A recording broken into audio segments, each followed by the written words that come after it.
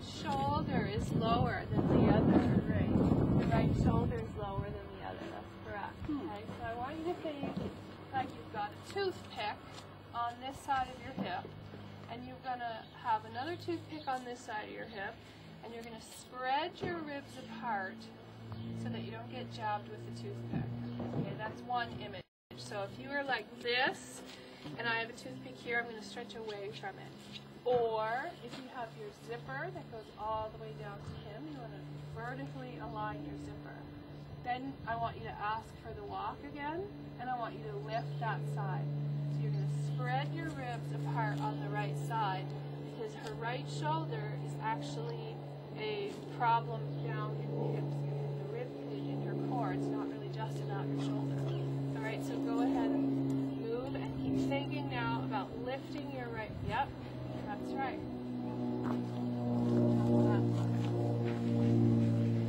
This is better.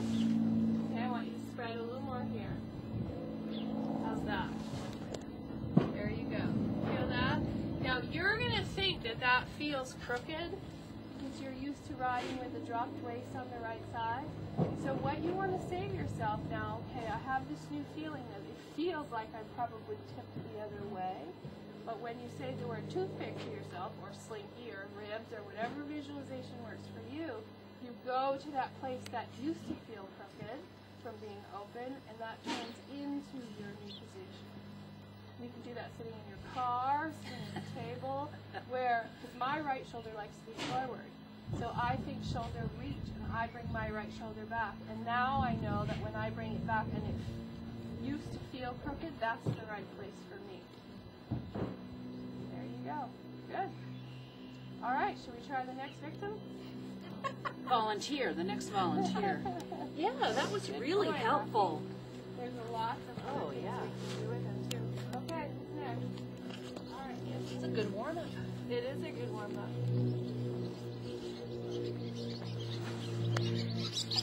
Where your center is. A little bit more. Yeah. There you go. All right. So since you're in the front, we'll start with the front. Oh, have a look.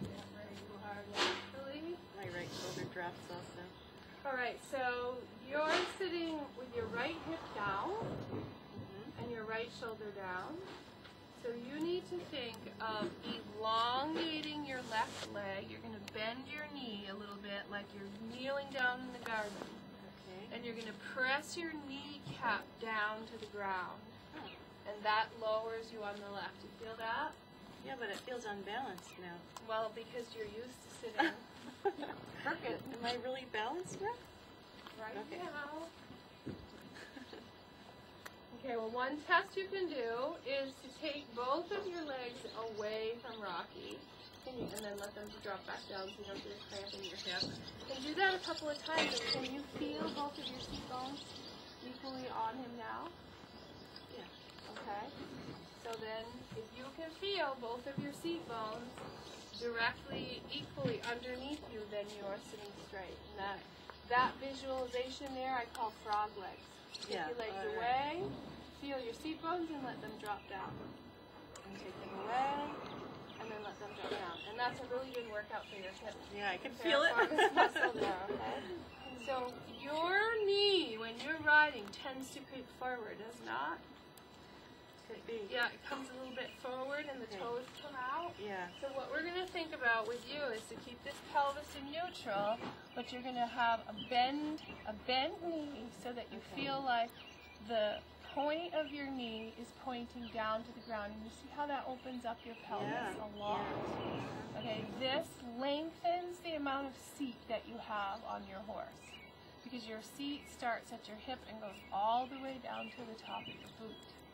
Okay, if your knee is pulled up like this, you can see that it shortens the distance around the horse's barrel. Right. So you think that this is pushing down, you're lengthening, elongating your seat by bending your knee and pushing your kneecap to the floor. And my pelvis is still in neutral when I'm pelvis is still in neutral. It feels like my pelvis is like I tipped, with a hollow back. Nope, you don't have a hollow back yet. If you were going to do more, go ahead and exaggerate and do an arched back.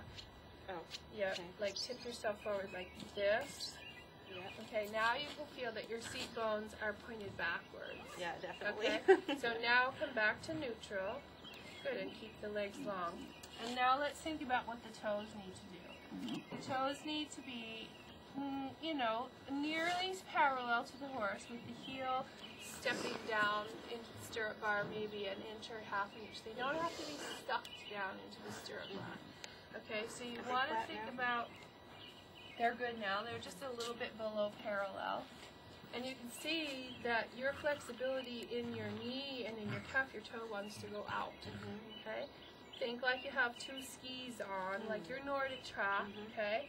And the path of where he's going to go is going to be dictated by the path of your toe. So if you are a little bit stiff, you can do an ankle roll.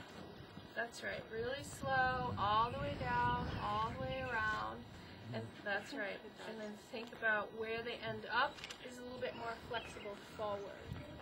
Okay? All right, so go ahead and ask him to walk. Girls, out. And just your hips. Yep, and you can move quite a bit more. And so you don't want to use this part of you. You want to use your core. That's right. You want to use your core and your belly. All right, so I'm going to give him a little help so you can feel how he can really move. There you go. All right, and now you keep him going.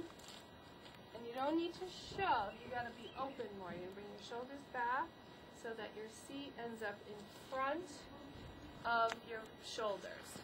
There you go. You feel that? Yeah.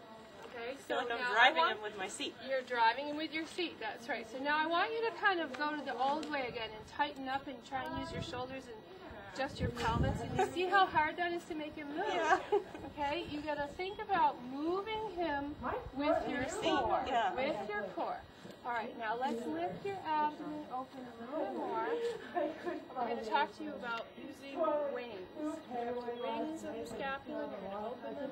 That's going to lift your chest. And you have a really good ponytail. So ponytail down. Lift your sternum, but keep moving your pelvis. That's right. And now arms forward in riding position. And this is the biggest problem I see with people in the canter, okay? They don't finish the canter stride.